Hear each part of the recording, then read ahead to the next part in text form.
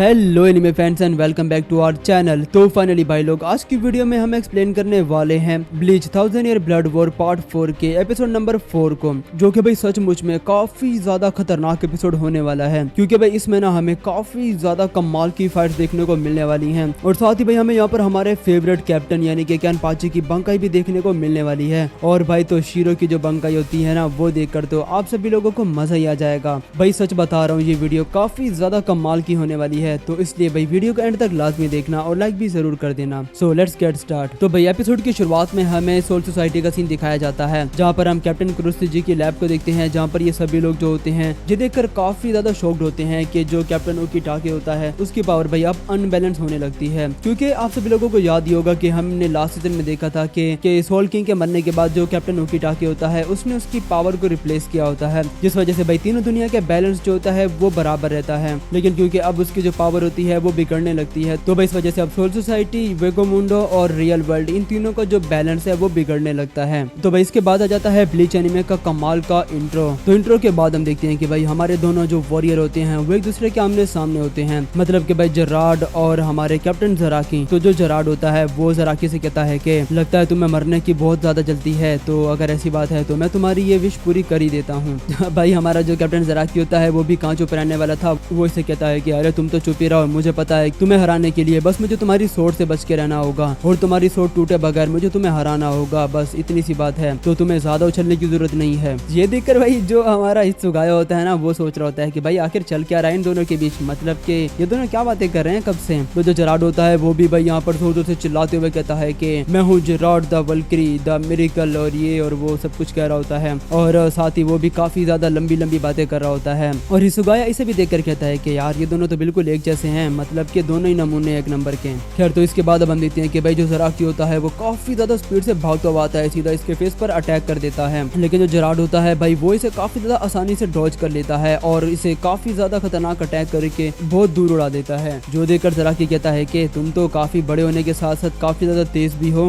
तो जो जेराड होता है वो कहता है कि अरे अभी तो तुमने कुछ देखा ही नहीं है। हम देखते हैं कि भाई जो हित्सुगाया होता है वो भी काफी ज्यादा स्पीड से भागते हुए आता है सीधा जेराड पर अटैक करने के लिए। लेकिन जेराड इसे कहता है कि तुम अभी साइड पर हो, तुम मेरे एनिमी नहीं हो। लेकिन भाई इससे पहले जेराड इस पर अटैक करता तभी जो जराकी होता है वो काफी ज्यादा स्पीड से आके सीधा हित्सुगाया पर एक जोरदार अटैक कर देता है और इसे दूर उड़ा देता है और कहता है कि तुम साइड पे रहो, ये सिर्फ हम दोनों की लड़ाई है, तुम्हारा इसमें कोई भी काम नहीं है। हम देखते हैं कि भाई जो कैप्टन ब्याकुआ होता है वो भी हित्सुगाया को यहाँ से दूर रहने का कहता है, लेकिन जो हित्सुगाया होता है वो कहता है कि हम जराकी को यहाँ अकेला छोड़कर नहीं जा सकते, क्योंकि देखो उसने पहले ही अपना आई पैच हटा दिया है, लेकिन उसके बावजूद भी उसकी जो मूवमेंट्स और उसकी जो पावर है वो बिल्कुल ही कम लग रही है जेराड के सामने। तो ऐसे में अगर हम जराकी को अकेला छोड़ देते हैं तो वो कभी भी जेराड को हरा नहीं पाएगा। तो भाई अब हम देखते हैं कि जो जराकी होता है वो सीधा अटैक कर देता है फिर से जेराड के ऊपर। लेकिन भाई जो जेराड होता है वो काफी ज्यादा खतरनाक तरीके से अटैक करना शुरू कर देता है जराकी पर, और ये दोनों भाई एक दूसरे पर काफी ज्यादा जानलेवा अटैक्स करते जाते हैं। मतलब कि भाई एक अटैक जराकी करता है और दूसरा अटैक जेराड करता है। इन दोनों की फाइट काफी ज्यादा इंटरेस्टिंग चल रही होती है।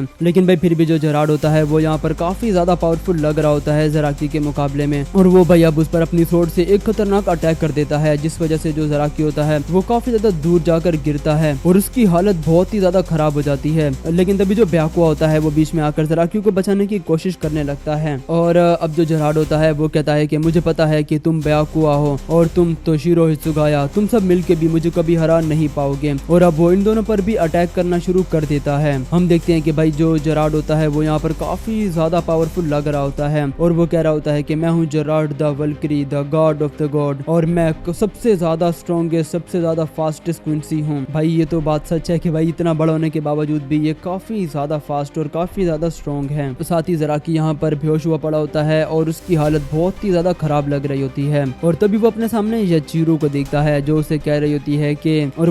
होती है कि कैनी उठो, तुम लड़ सकते हो और तुम ये कर सकते हो। और साथ ही वो उसे कहती है कि और अगर तुम मेरी पावर को ठीक से इस्तेमाल करना सीख जाओ तो तुम दुनिया की किसी भी चीज को काट सकते हो। जिसके बाद अब जो याचीरो होती है वो इसके हाथ को पकड़ती है जराकी के हाथ को, और जिस वजह से भाई जो इसका हाथ होता है वो पूरी तरह से आग की लपटों से भर जाता है। तो भाई अब इसके बाद हमें जो चीज यहाँ पर देखने को मिलती है ना वो एकदम नेक्स्ट लेवल की होती है, मतलब कि तभी जराकी यहाँ पर कहता है भंग खाई। और इसके बाद हम देखते हैं कि भाई यहाँ पर काफी ज्यादा खतरनाक एनर्जी रिलीज होती है कैनपाची की बंकाई की, जो देखकर भाई ये सभी लोग काफी ज्यादा शॉक्ड हो जाते हैं। और यहाँ तक कि इसकी जो म्यूचुअल प्रेशर होती है वो काफी ज्यादा दूर तक जा रही होती है और सब लोगों को पता चल जाता है कि ये ज़राकी की बंकाई है। हम देखते हैं कि भाई अब जो ज़राकी होता है वो अपनी बंकाई की फॉर्म में ट्रांसफॉर्म हो चुका होता है और जो उसका लुक होता है वो पूरी तरह से चेंज हो चुका होता है और उसकी पूरी बॉडी जो होती है एक तरह से रेड हो चुकी होती है, जो देखकर भाई भयाकुआ भी काफी शॉक्ड हो जाता है और इन्हें तो भाई अपनी आंखों पर यकीन नहीं आ रहा होता कि भाई आखिर ये किस तरह की बंकाई है। जेरार्ड यहाँ कह रहा होता है कि अरे वाह, तो तुम बंकाई भी यूज कर सकते हो, मुझे लगा नहीं था कि तुम ये सब कर सकते हो, लेकिन चाहे जो भी हो फिर भी तुम मुझे हरा नहीं पाओगे। तो भाई अब हम देखते हैं कि भाई ज़राकी यहाँ पर दिखने में भी काफी ज्यादा खतरनाक लग रहा होता है और जैसे ही जेरार्ड भाई अपने पंच से इस पर अटैक करने वाला होता है तो तभी जेरार्ड इसके हाथ को काट लेता है और सीधा इसके पूरे बाजू को उखाड़ कर फेंक देता है और भाई जेरार्ड की तो वाट ही लगा देता है। लेकिन फिर भी है ये तो हम जानते हैं कि भाई जेरार्ड का जो भी जिस्म का हिस्सा कट जाता है वो दोबारा से और भी ज्यादा स्ट्रॉन्ग होकर रीजनरेट हो जाता है और वो फिर से अपने हाथ को रीजनरेट करके सीधा ज़राकी पर अटैक कर देता है। लेकिन ज़राकी जो होता है वो इसके अटैक को डॉज करके दोबारा सीधा इसके माथे पर अपनी स्वॉर्ड से अटैक कर देता है और यहाँ तक कि इसकी शील्ड को भी तोड़ देता है और फिर वो एक के बाद एक काफी ज्यादा खतरनाक अटैक्स करता जाता है सीधा जेरार्ड के ऊपर और ये इसके अटैक्स को डॉज तक नहीं कर पाता। हम देखते हैं कि भाई अब ज़राकी जो होता है वो इस पर अटैक करते करते इसे काफी ज्यादा दूर ले जाता है और सीधा यहाँ से नीचे गिरा देता है और इन लोगों को लगता है कि शायद अब इसका खेल खत्म समझो, क्योंकि जो जेरार्ड होता है वो यहाँ से नीचे गिरने वाला होता है। लेकिन भाई तभी इसके पंख निकल आते हैं और ये वापिस से उड़कर ऊपर आ जाता है और कहता है कि इम्पॉसिबल इम्पॉसिबल, मुझे हराना बिल्कुल इम्पॉसिबल है। और साथ ही इसे काफी ज्यादा गुस्से भी आया होता है क्योंकि भाई पहली दफा किसी एक सोल रिपर ने इसे इतनी बुरी तरह से पीटा था इस वजह से।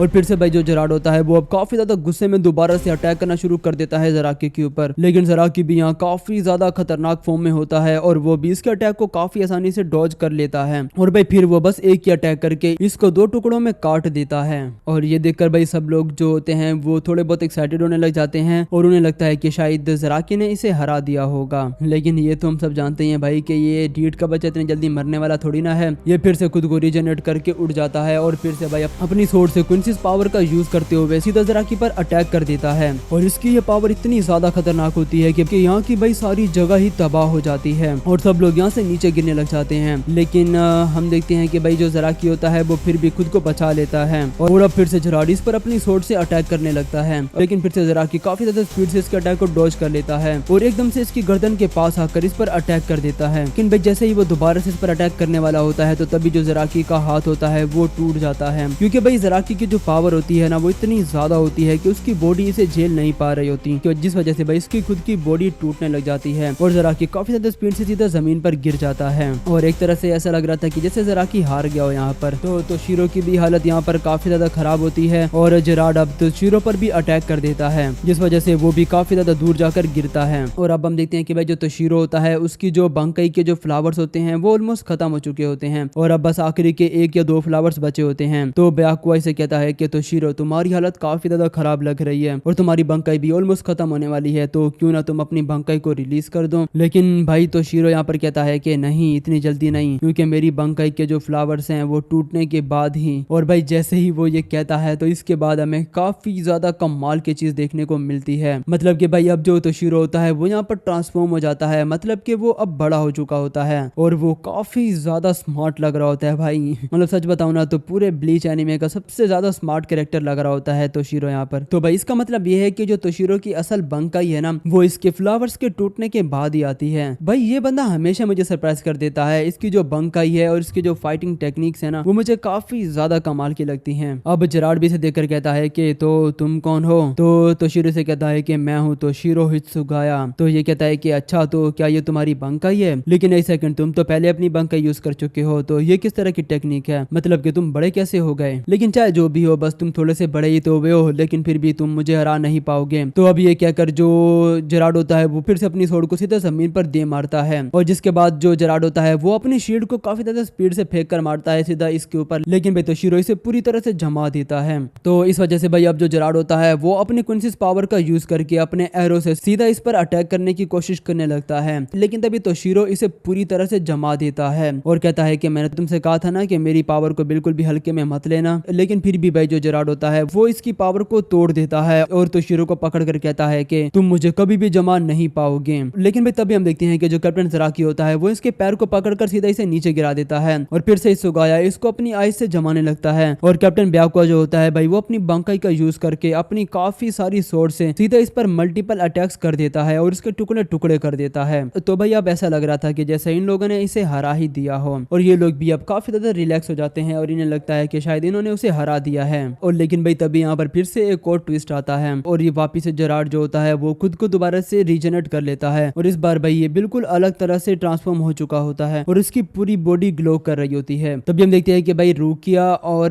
रेंजी भी यहाँ पर आ चुके होते हैं इन लोगों की हेल्प करने के लिए, लेकिन ब्याकुआ इन्हें यहाँ से जाने का कहता है और कहता है कि तुम जाओ और जाके इचिगो की हेल्प करो, लेकिन ये दोनों यहाँ से जाने से मना कर देते हैं। तो भैया ब्याकुआ इन्हें समझाते हुए कहता है कि मैं तुम्हें यहाँ से जाने के लिए बस इसलिए कह रहा हूँ क्योंकि तुम लोगों की यहाँ पर बिल्कुल भी जरूरत नहीं है, हम लोग मिलकर इसे हरा लेंगे, तो तुम लोग जाओ और जाके इचिगो की हेल्प करो। जिसके बाद भाई अब ये लोग इसकी बात मान लेते हैं और सीधा इचिगो की तरफ जाने लगते हैं। तो भैया फिर से ये दोनों एक साथ मिलकर इस पर अटैक करने के लिए तैयार हो जाते हैं। जिसके बाद हमें इस एपिसोड की एंडिंग का सीन दिखाया जाता है और एंडिंग के बाद भी भाई हमें कुछ छोटा सा क्लिप दिखाया जाता है जो बाहा और इचिगो के फाइट का, जहाँ पर जो इचिगो होता है भाई वो अब अपनी होलो और अपनी सोल रिपर वाली पावर को कंबाइन करके सीधा अटैक कर देता है युबाहा पर, और अब जो उसकी पावर होती है वो पहले से भी कहीं गुना ज्यादा बढ़ चुकी होती है। और अब फाइनली युबाहा भी इचिगो को थोड़ा सीरियस लेता है और अपनी सोर्ड को निकालकर इचिगो पर काउंटर अटैक करना शुरू कर देता है, और अब ये दोनों ही काफी ज्यादा खतरनाक तरीके से एक दूसरे पर अटैक करना शुरू कर देते हैं। और तभी यहाँ पर एपिसोड भी खत्म हो जाता है। तो भाई आप लोग मुझे कमेंट में जरूर बताना कि आप लोगों को ये एपिसोड कैसा लगा। तो मिलते हैं नेक्स्ट वीडियो में।